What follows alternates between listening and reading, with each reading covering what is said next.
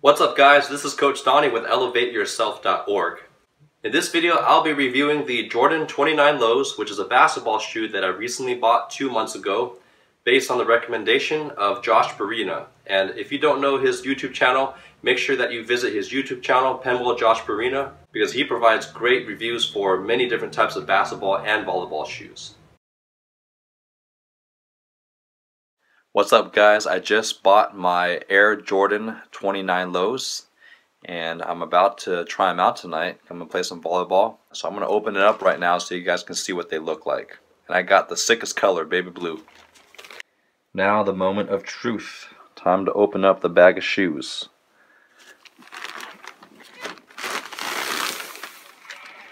It's going to take a lot of skill to be able to hold the camera and to open the shoe box with only one hand. So here's the box. There's the proof, Air Jordan 29 Lows, size 11.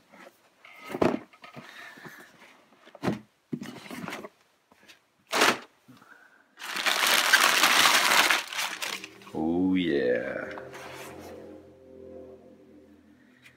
These are the shoes. I think they come in black, and you got this blue color. I think red is the next series, but ever since I saw the Jordan 13s when I was in junior high, which was almost 20 years ago, I fell in love with this light blue or baby blue color that the Jordans use. But they go really well together.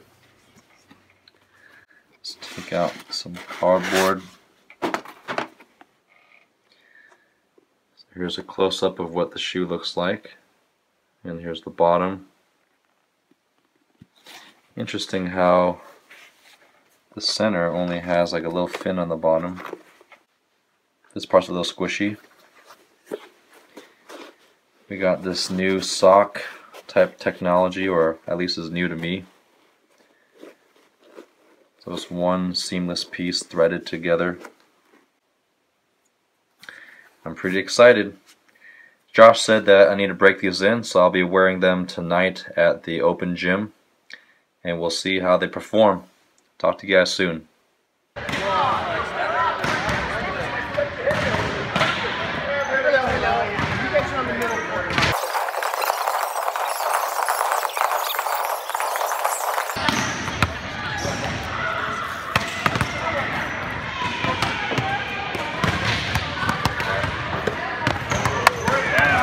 Go.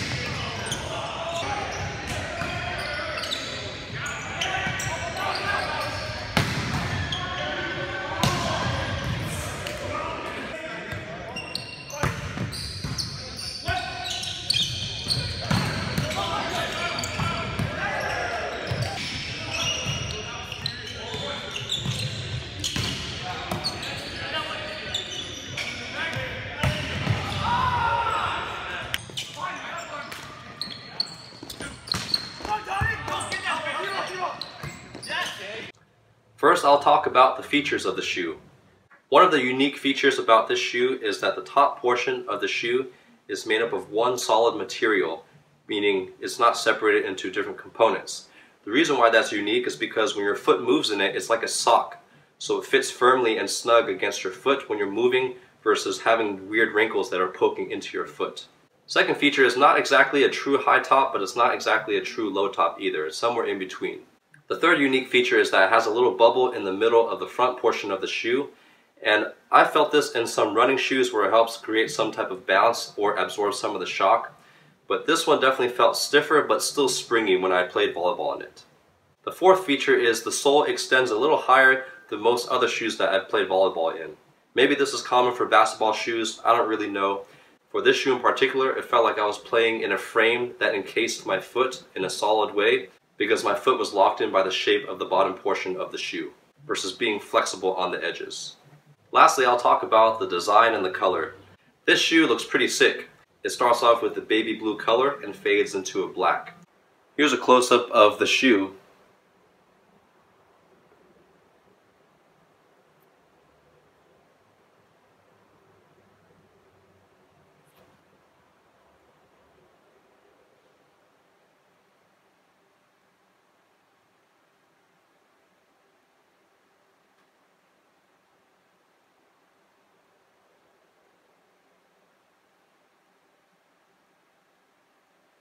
Now I'll talk about the pros and cons of the Jordan 29 Lows. First, I'll talk about the pros of wearing this shoe mainly for volleyball purposes. This shoe has amazing shock absorption. When I land, I don't feel any impact on my lower back, knees, or ankles. The shoe also gives great spring off the floor, probably because of this little bubble inside here, which allows me to get off the floor very quickly and with more ease. The lateral support on this shoe is fantastic. I've been able to change direction very quickly in this shoe, as well as push off hard on my last step when I'm jumping. Even though I feel my foot shifting around in the shoe when I'm playing defense or jumping quickly, I never feel like my balance is compromised because the shoe is so solid and maintains balance very well. My problem that I've had with previous shoes that are not made of this type of cloth or mesh is that the wrinkles will press into the shoe and will either create blisters, sores, or just make it uncomfortable to play in. This allows my foot to move freely and my toes to wiggle and my foot to flex and bend in different ways while distributing the force of the entire shoe on the top part. The lacing is also very comfortable. I don't have to tie it very tight for it to feel snug, probably because of the material on top. And as you can see near the top of the shoe, the natural design of the top portion of the shoe is to hug the foot and surround the ankle. The bottom portion of the shoe provides great grip, and I've never had any problems slipping even on dusty gym floors. At the minimum, it's always been able to provide some type of traction. This shoe has been the most durable shoe that I've played with so far. I can feel the difference in the construction quality, where I can push myself pretty hard in the shoe and definitely test its limits without worrying if the seams are going to break or if the shoe is going to warp in any way. I've played with other shoes that don't feel as durable, where if I'm changing direction very quickly, I can feel my foot about to rip out of the shoe laterally or forward on a hard stop.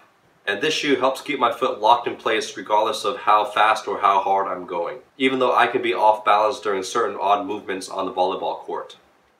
Now we'll talk about the cons of the shoe.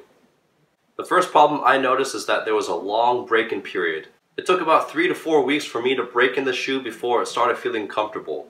The edge of this shoe in particular was rubbing very hard against the side of my foot, and I naturally have pretty wide feet, so that created an extra problem. The back portion of the shoe also rubbed up against my Achilles tendon, making it a little uncomfortable to wear, but I only felt that about 20 to 30% of the time, whereas the discomfort on the side of the foot, I felt that 70 to 80% of the time. The shoe feels a little bit bigger and heavier than what I'm used to. I'm not saying that it's a very heavy shoe like a traditional basketball high top, but I do feel the weight difference because I'm used to wearing either volleyball shoes or Kobe's, which are very light. Now, although it did feel heavier, I did not see a noticeable difference in my speed. The bottom portion around the bottom of the shoe is still a little too rigid for my taste because as I feel my foot shifting when I'm playing, it doesn't feel like the shoe is really grabbing and fitting the form of my foot as it's changing direction. Overall, I'm actually very happy with this shoe. I just wanted to give you an objective pros and cons list that I came up with. Even though I talked about how this shoe made me feel uncomfortable on the sides due to the rigid shape of the bottom portion of the shoe, it actually started feeling more comfortable once I broke the shoe in after about 3 or 4 weeks. So now my foot doesn't feel sore after playing with this shoe. The back part also is loosening up and it's not rubbing against the back of my Achilles heel as much. However, I still feel it here and there, so if you have a very prominent Achilles tendon, this shoe might not be for you. Also, if you have extra wide feet, I highly recommend trying this shoe on in the store before buying it because this might be a little too uncomfortable for you. Other than that, I'm still very happy with the shoe. I still prefer to wear my Kobe 6s over these shoes, but this is a close second for playing volleyball. Great shock absorption, very springy off the floor, great lateral movement and stability. And there is this one video clip that I'm going to include where I accidentally stepped on somebody, and maybe this shoe saved me from a rolled ankle.